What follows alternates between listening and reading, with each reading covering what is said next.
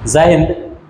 NTPC का science का जो हम लोग पीवाईक्यू का सीरीज ले रहे हैं, उस सीरीज में फिर से आपका स्वागत है। और ये सीरीज तब तक चलेगा जब तक आपका एग्जाम नहीं हो जाता, या यूँ कहिए कि जब तक आपका सिलेक्शन नहीं हो जाता।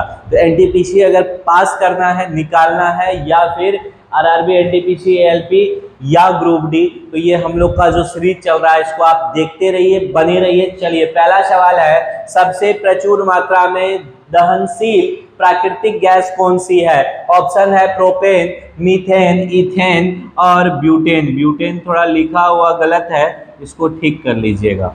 बताइए, प्रोपेन का फॉर्मूला C3H8 होता है, मीथेन का CH4 होता है, इथेन का C2H6 होता है और ब्यूटेन का C4H10 होता है। ये सभी क्या है? हाइड्रोकार्बन्स है। और कैसा हाइड्रोकार्बन है? तो एल्केन है, याद रखिएगा।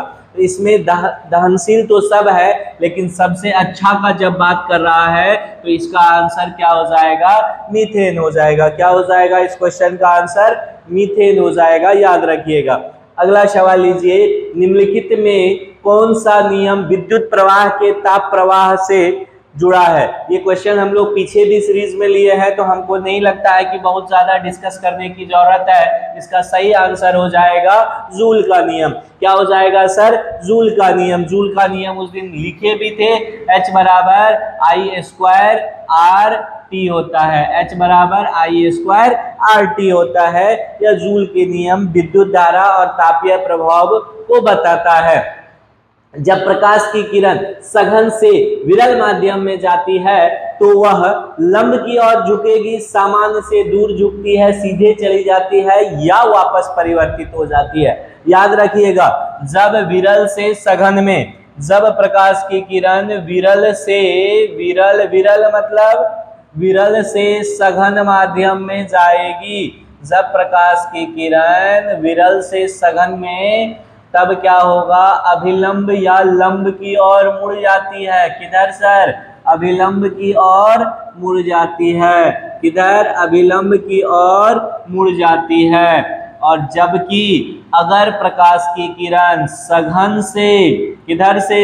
सघन से विरल में जाती है, विरल में जाती है, तो अभिलंब से, इधर अभिलंब से दूर हो जाती है, अभिलंब से दूर हो जाती है।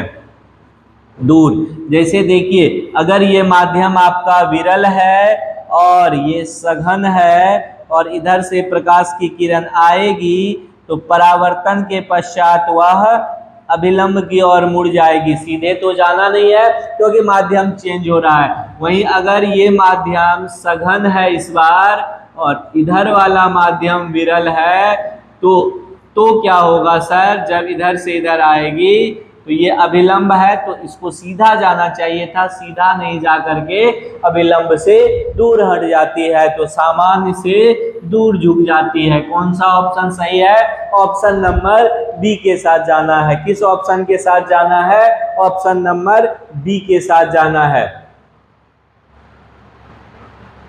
अगला सवाल, चौथा सवाल, चुंबकीय क्षेत्र का मात्रक। चुंबकीय क्षेत्र का मात्रक बताइए। बी से सूचित किया जाता है। यह क्या है? एक सदिश राशि है। कैसी राशि है सर? सदिश राशि है। ये भी याद रखिएगा।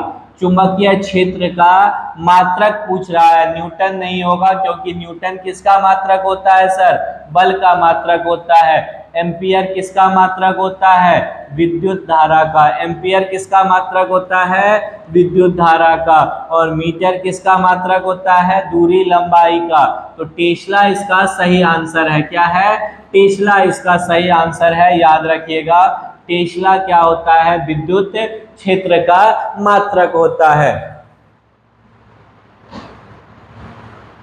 अगला सवाल, पांचवा सवाल, सिनेमा के पर्दे पर किस प्रकार का प्रतिबिंब बनता है? देखिए, जब भी पर्दा का बात होगा ना, तो पर्दे पर यानी कि स्क्रीन पर सर हम लोग किस प्रकार का प्रतिबिंब को प्राप्त कर सकते हैं? वास्तविक प्रतिबिंब को। किस प्रतिबिंब को?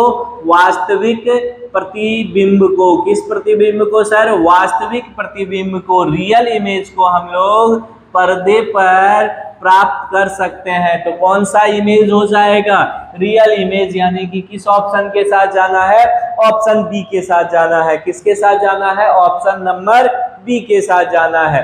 निम्न में से कौन सी प्रमुख बीमारी परावैंगनी विकिरणों के कारण, परावैंगनी यूवी अल्ट्रा वायलेट रे जो होता है, यूवीआर कहते हैं इसको, अल्ट्रा वायलेट रेज, परावैंगनी किरण सूर्य से जो निकलती है वह परावैंगनी किरण, जिसको कौन करता है? ओजोन लेयर हमारे पृथ्वी तक पहुंचने से प्रोटेक्ट करता है। अगर वह डायरेक्ट हम तक पहुंचेगा, जैसे आपको पता है कि ओजोन में छिद्र होते जा रहा है, तो वो अगर डायरेक्ट हम तक पहुंच रहा है, डायरेक्ट यूवी रे, तो हमें जो होगा वह एक बीमारी होगा। और वह कौन सा बीमारी होगा? तो त्वचा कैंसर, यानी कि स्किन कैंसर को ये जन्म देता है यूवी रे। और इसको जो है बचाता कौन है यूवी रे से? तो ओजोन परत। कौन सा परत? ओजोन परत। और इसका क्षय के लिए, इसके क्षय के लिए रिस्पॉन्सिबल कौन है? CFC, chlorofluorocarbon. जितना हम लोग शौकीन होते जा रहे हैं ना, एसी कूलर फ्रिज सब का यूज कीजिए ना, खास करके एसी सब में कौन सा गैस निकलता है? एसी में CFC फ्रियोन गैस जो निकलता है, वही आपके ओजोन लेयर को जाके क्षतिग्रस्त कर रहा है। इसलिए टेम्परेचर इतना बढ़ेगा और साथ ही यूवी रे पहुंचेगा तो त्वचा कैंसर को जन्म देगा। ये बात भी याद रखिएगा। ज्यादा सुख सुविधा से जब भी प्रकृति को हानि पहुंचाइएगा, तो प्रकृति के साथ खिलवाड़ करने से हम लोग के साथ खिलवाड़ हो रहा है, इनडायरेक्टली हमको पता नहीं चल रहा है। जो टेम्परेचर के लिए हम लोग एसी लगाते हैं ना, उस बढ़ते टेम्परेचर के लिए रिस्पॉन्सिबल भी हम लोग हैं। क्योंकि जैसे जैसे डिफॉरेस्टेशन हुआ, वनों का, जंगलों का सफाया हुआ, टेम्परेचर बढ़ना शुरू हो गया। विद्युत घंटी में किस प्रकार के चुंबक का यूज होता है? तो नामे में क्लियर है, विद्युत घंटी है तो किस प्रकार का चुंबक होगा? इलेक्ट्रोमैग्नेट होगा। कौन सा मैग्नेट होगा? इलेक्ट्रोमैग्नेट होगा। याद रखिएगा। आगे बढ़ा जाए। 8वां सवाल, निम्नलिखित तत्वों में से किसकी परमाणु संख्या कॉपर की तुलना में अधिक होता है? जिंक का, मैग्नीज का, आयरन का या क्रोमियम का? सबसे पहले जान लीजिए सर, कॉपर का संकेत क्या होता है? Cu। कॉपर का संकेत Cu होता है। परमाणु संख्या कितना होता है बताइए? 29। तो क्वेश्चन ने पूछा है कि इससे अधिक होता है। 29 से अधिक देख लेंगे, जो 4 ऑप्शन है सबका परमाणु संख्या अगर आपको पता है तो डायरेक्टली क्लियर हो जाएगा कौन सा ऑप्शन सही है। तो जिंक Zn होता है, परमाणु संख्या 30 होता है। मैग्नीज Mn होता है, परमाणु संख्या 25। आयरन Fe होता है, परमाणु संख्या 26। क्रोमियम Cr होता है, परमाणु संख्या 24। तो पूछ रहा था अधिक, तो अधिक इसमें एक गुना दिख रहा है ऑप्शन के हिसाब से। क्वेश्चन जब भी रेलवे पूछा है साइंस का, बहुत अच्छे लॉजिक के साथ पूछा हुआ क्वेश्चन है, तो इसका सही आंसर हो जाएगा जिंक। क्या हो जाएगा सही आंसर इसका? जिंक हो जाएगा। क्वेश्चन नंबर 9 लीजिए, निम्नलिखित में से सबसे कम गलनांक किसका होता है? गलनांक मतलब मेल्टिंग पॉइंट। गलनांक मतलब सर मेल्टिंग पॉइंट, शॉर्ट में MP, मध्य प्रदेश नहीं, मेल्टिंग पॉइंट। बताइए, कार्बन का चांदी, कार्बन C चांदी, Ag पारा, Hg सोना, Au। बताइए इस सब में सबसे ज्यादा कम मेल्टिंग पॉइंट किसका है? तो एक बात बताइए सर, यह पारा जो है Hg, यह एकमात्र ऐसा धातु है जो सामान्य कमरे के ताप पर ही किस अवस्था में मिलता है? द्रव अवस्था में पाया जाता है। किस अवस्था में? द्रव अवस्था में। तो इसको तो कमरे के ताप पर न या द्रव में बदल जाएगा, तो मेल्टिंग पॉइंट इसी का न कम होगा। तो किस ऑप्शन के साथ जाना है? ऑप्शन नंबर C के साथ।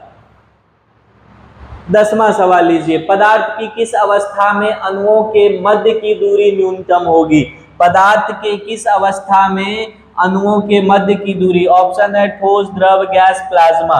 5 अवस्था पदार्थ का: ठोस, द्रव, गैस, प्लाज्मा और BEC, बोस आइंस्टीन कंडेंसेट होता है। तो सबसे कम अणुओं के बीच में दूरी, तो आपको पता है कि ठोस के अणुओं के बीच में क्या होता है सर?